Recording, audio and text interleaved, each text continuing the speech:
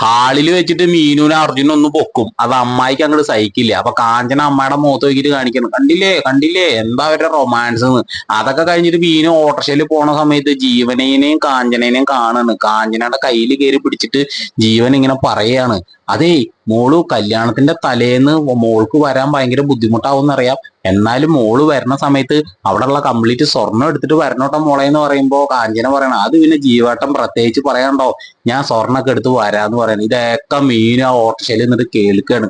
മീനു എന്ത് ചെയ്യും, വീട്ടിൽ വന്നിട്ട് കാഞ്ചനയോട് ചോദിക്കുകയാണ്, ജീവനായിട്ട് നിനക്ക് എന്താണ് ബന്ധം എന്ന് ചോദിക്കുമ്പോ കാഞ്ചന ഒന്ന് തലയാത്തിയിട്ട് പറയാണ്, എനിക്ക് ജീവേട്ടനെ ഇഷ്ടമാണ്, ഞാൻ ജീവേട്ടനെ കല്യാണം കഴിക്കാനാണ് താല്പര്യപ്പെടുന്നതെന്ന് പറയുമ്പോൾ മീനു പറയാണ്, നീ ഈ കല്യാണത്തിന്റെ സമയത്ത് വന്നിട്ടാണ് നീ ഇങ്ങനെയൊക്കെ പറയണത്, ഇത് വീട്ടിലറിഞ്ഞ് എന്താ പ്രശ്നം നിനക്ക് അറിഞ്ഞുകൂടെ എന്ന് ചോദിക്കുമ്പോൾ മീനുവിനോട് കാഞ്ചന പറയാണ്, ചേച്ചിക്ക് അറിയാലോ ഒരു വിരഹത്തിന്റെ സ്നേഹത്തിന്റെ ദുഃഖങ്ങളെല്ലാം അറിയണ ഒരാളല്ലേ, അപ്പൊ ചേച്ചി ഇതിനെതിരെ നിൽക്കരുത് എന്ന് പറയുമ്പോ മീനുവിന് മറുപടി ഇല്ല. മീനു എന്ത് ചെയ്യും, നേരെ ജീവന്റെ അടുത്തേക്ക് പോവാണ്.